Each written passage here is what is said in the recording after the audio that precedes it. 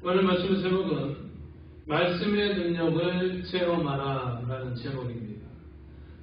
하나님 말씀은 이브리서 4장 12절에서 13절까지의 말씀입니다. 하나님의 말씀은 살아있고 활력이 있어 좌우의 날선 어떤 검보다도 예리하여 혼과 영과 및 관절과 골수를 찔러 쪼개기까지 하며 또 마음의 생각과 뜻을 판단하나니 지금것이 하나도 그 앞에 나타나지 않음이었고 우리의 결산을 받으실 이의 눈앞에 만물이 벌거벗은 것 같이 드러나느니라. 아멘. 여러분, 성경은 보통 책이 아닙니다. 성경은 인간의 말로 문자화된 하나님의 말씀입니다. 인간의 근본 문제를 해결해주는 놀라운 말씀입니다. 그래서 일찍이 성경을 받아들인 그 나라들이 잘 살게 되었습니다. 지금도 성경 말씀을 받아들이는 사람들에게는 놀라운 하나님의 능력을 체험하게 되는 것입니다. 이는 말씀에는 능력이 있습니다. 말씀을 받아들이고 말씀의 능력을 체험하는 우리 성도들이 되어야 하겠습니다. 자, 말씀에는 어떤 능력이 있습니까? 그 첫 번째가 말씀에는 살리는 능력이 있습니다 라는 것입니다. 말씀에는 살아있는 그 살리는 능력이 있다라는 것입니다. 하나님이 살아계시기 때문에 하나님의 말씀인 그 성경도 살아있다라는 것입니다. 살아있기 때문에 살리는 능력이 있습니다. 생명의 능력이 있습니다. 이 말씀을 들을 때에 믿음이 생겨나게 됩니다. 회개하고 주님을 믿는다라고 고백하게 되고 구원에 이르게 되는 그 하나님의 능력이 있습니다. 로마서 1장 16절에 보면 복음은 모든 믿는 자에게 구원을 주시는 하나님의 능력이 됨이라 라고 말씀을 하고 있습니다. 여러분, 성경 말씀 속에는 죄로 인해 죽었던 그 영혼을 살리는 능력이 있다라는 것입니다. 성경 외에 무엇이 사람으로 하여금 죄를 깨닫고 회개시키고 용서하는 그 구원을 받게 합니다. 여러분, 돈이 할 수 없습니다. 지식이 할 수 없습니다. 과학이 할 수 없습니다. 오직 성경만이 죽은 영혼을 살릴 수 있다라는 것입니다. 여러분, 한 세기가 지나고 또 새로운 세기가 와도 성경은 여전히 인류 속에 생명의 말씀으로 남아있게 되는 것입니다. 여러분, 모든 시간이, 세상적인 시간이 지나간다 할지라도 그 성경 말씀은 여전하다라는 것입니다. 여전히 남아있다라는 것이죠. 여러분, 과거의 불신자들이 그토록 성경을 파괴하려고 했어도 여전히 그 성경은 이 시대에 생명을 주시는 그 하나님의 말씀이다라는 것입니다. 여러분, 성경 말씀을 통해서 죽었던 영혼이 살아나고 또 가정이 살아나고 건강이 살아나고 용기가 살아나고 의욕이 살아나서 희망이 살아나는 저와 여러분의 삶이 되시기를 주님의 이름으로 축원합니다. 여러분, 두 번째 보면 말씀에는 운동력이 있다라고 말씀합니다. 운동력.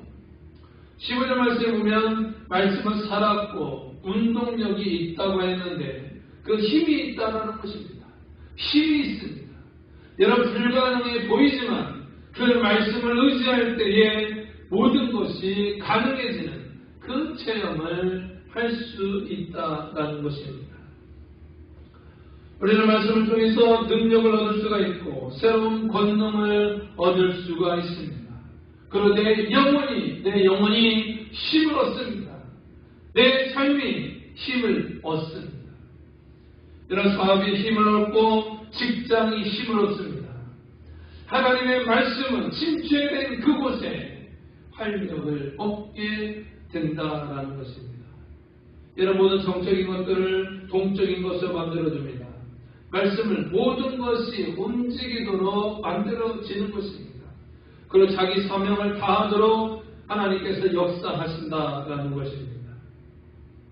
여러 1866년에 9월 3일 그 토마스 목사가 제너럴 성원을 타고 대동강변에 이르렀습니다. 그는 24명의 동료들과 함께 우리나라에 도착했습니다. 하지만 그 당시에 조선 병사들이 그들을 모두 다 죽여버렸습니다. 그때 토마스 목사는 최치랑이라는 그 아이에게 성경 3권을 주게 됩니다.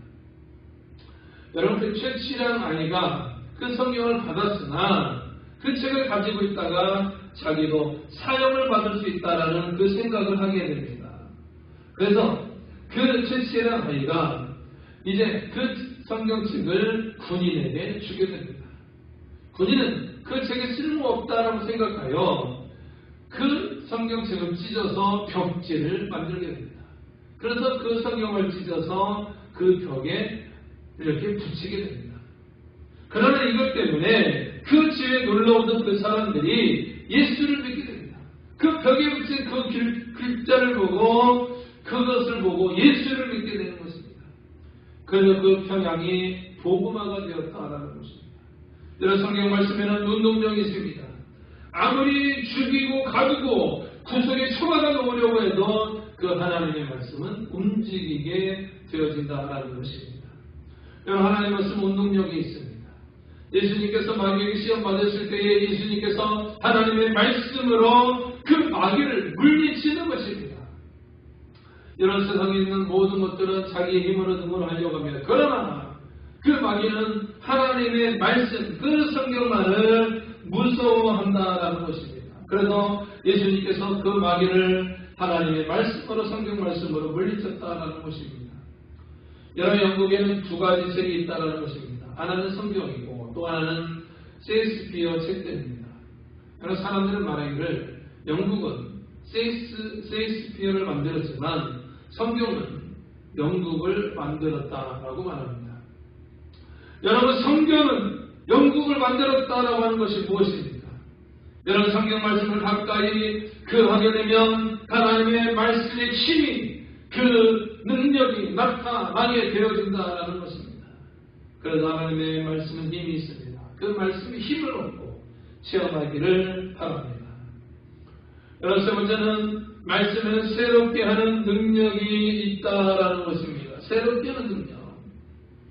여러분, 본문에 보면 하나님의 말씀은 자위의 날쌘 검과 같아서 예리하게 혼도, 영도, 간절도, 풀수도 쬐낸다라고 말합니다. 여러분, 성경 말씀은 예리한 진리의 말씀입니다. 여러분, 사도행전 2장 37절을 보면 베드로가 말씀을 전하니까 듣던 사람들이 마음에 찔려서 우리가 어찌할꼬 하는 것입니다. 어찌할꼬. 내가 어떻게 할꼬 라는 것입니다. 하나님의 말씀을 듣고 어떻게 할까 하는 것입니다. 여러분, 아픈 병자를 얻고 수술을 하게 되면 그 상처난 부분, 그 부분을 아주 예리한 칼로 도려내게 되는 것입니다. 여러분, 그 말씀을 우리가 봐오게 되면 그 수술할 때 의사가 그 날카로운 칼로 그 상처부를 도려내 그 치료하는 것처럼 하나님의 말씀을 듣다 보면 마음에 찔린 데가 아픔이 있습니다. 그러나 그것을 가지고, 그 말씀을 가지고 수술을 받아야 된다는 것입니다. 여러분, 일반 책을 읽을 때는 내가 책을 읽지만 성경을 읽을 때는 성경이 내 마음을 읽어준다라는 것입니다. 내 마음을 읽음으로써 내 마음을 바로 잡아준다라는 것입니다. 그래서 여러분, 성경 말씀을 듣다가 마음에 찔림이 있으면 그것은 하나님의 은혜입니다. 그것은 하나님이 역사하는 것입니다. 그 말씀을 통해서 믿음이 새로워지고 또 마음이 새로워지고 생활이 새로워지고 가정이 새로워지고 인생이 새로워지는 놀라운 역사가 있기를 주님의 이름으로 부탁을 드립니다. 마지막 네 번째는 말씀에는 치유와 회복의 능력이 있다는 것입니다. 여러분, 본문을 보게 되면 마음의 생각과 뜻을 감찰하시나니 지으신 것이 하나라도 그의 앞에 나타나지 않음이 없고 오직 만물이 우리를 상관하시는 자의 눈앞에 벌거벗은 것 같이 드러나느니라 라고 말합니다. 여러분, 하나님의 말씀 앞에서 우리의 모든 것이 우리의 좋지 못한 것도 다 드러납니다. 여러분, 드러난다는 것은 굉장히 좋은 거 아닙니까? 여러분 환자가 사진을 찍었을 때에 영상 촬영했을 때에 드러나 보여야 치료할 수 있어요. 우리가 하나님의 말씀을 듣고 우리 마음이 드러나 보일 수 있어야 됩니다. 그럴 때 우리가 회개하게 됩니다. 회개하게 되면 치료의 역사가 일어납니다. 그리고 회복의 역사가 일어나게 되어진다라는 것입니다. 그래서 우리가 하나님의 말씀은 우리에게 힘을 주고 잃었던 희망을 다시 회복시켜 주는 것입니다. 그리고 치료해 주고 회복의 능력이 있다라는 것입니다. 어떤 문제라도 하나님의 말씀 앞에 해결될 수 있다는 거예요. 그래서 우리가 하나님의 말씀에 그 치유를 받고 회복될 수 있다는 것입니다. 중요한 것은 하나님의 말씀을 모르면 불행해집니다. 어려서부터 성경 말씀을 듣고 하나님의 말씀을 듣고 자란 그 학생들은 그 어린 그 성도들은 믿음이 자라나면서 성공의 그 길을 걷게 됩니다. 그러나 하나님의 말씀을 듣지 못한다면 그 성공의 가도를 걷지 못할 수 있다는 것입니다.